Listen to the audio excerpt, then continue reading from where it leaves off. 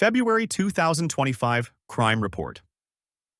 At the February 4th, 2025, City Council meeting, the new Public Safety Division Manager, Jennifer Schmid, provided an update on the division's status and objectives. She outlined its proactive enforcement strategy, which includes using GIS mapping to identify crime hotspots and crime statistics to support data-driven decision-making.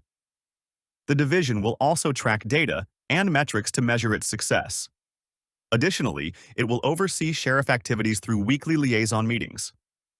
To assess public safety concerns, a survey has been posted on the city's website asking residents to identify their top 3 concerns.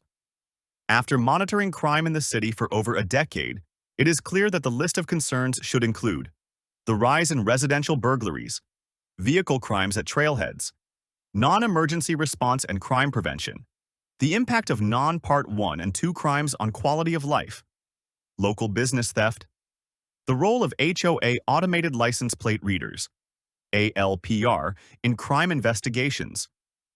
A major concern is whether the City Council is truly committed to controlling crime, given that the public safety manager's position is only part-time. What should be high on the list of the new organization is the recognition for the need for an independent audit of the sheriff's contract with the city. Most importantly, what impact does the sheriff's stance on not supporting the Immigration and Customs Enforcement, ICS, in apprehending and deporting criminal illegal aliens have on crime in the city?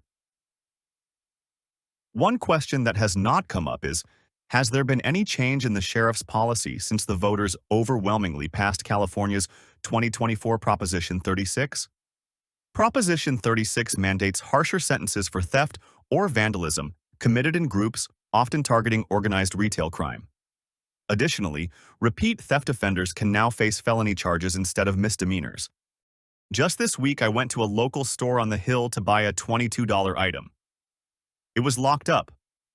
I asked the employee, who came to unlock it, what was the store's policy if he saw someone stealing something. He said that he was told by management to do nothing. I then asked if he called the sheriff.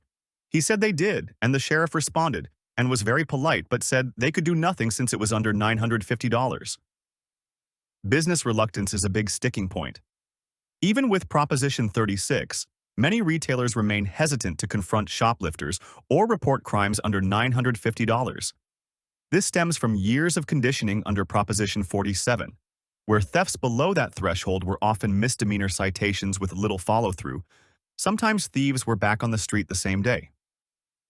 Store policies still discourage employees from intervening due to safety risks or liability concerns, a trend that predates Proposition 36 and hasn't shifted much yet.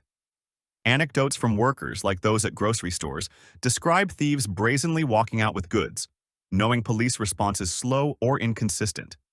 Without businesses actively reporting or engaging, the new law's tougher penalties don't get triggered, limiting its reach. This month, only 2 shoplifting crimes have been reported, so there is movement. The question is, how can you identify repeat offenders if you do not report or record them? The answer is, you cannot. So to answer the question, nothing has changed except the total Part 1 and 2 crimes reported by the sheriff artificially goes down while real crime goes up. February of 2025 continues to see an increase in residential burglaries. Remember, this is a short month. Western Avenue continues to be a problem. You do not need a survey to show there is a problem. Both the 1-year and 3-year trends show an increase in residential burglaries. While the total Part 1 and 2 crimes are down, not shown are the unreported and undocumented crimes in the city. The question is, what is the city's and sheriff's plan to counter this trend? The good news is that vehicle crimes are down both in the short and long term. The maps provided by the county show only the major crimes in the city. A more meaningful map to show crime trends would be to plot both Part 1 and 2, as well as those crimes reported but not recorded. This month, the only major crimes within 2 miles of Ladera Linda are on the east side of the peninsula. When you look at the crime map within 2 miles of Miraleste, you start to see creep from San Pedro across Western Avenue.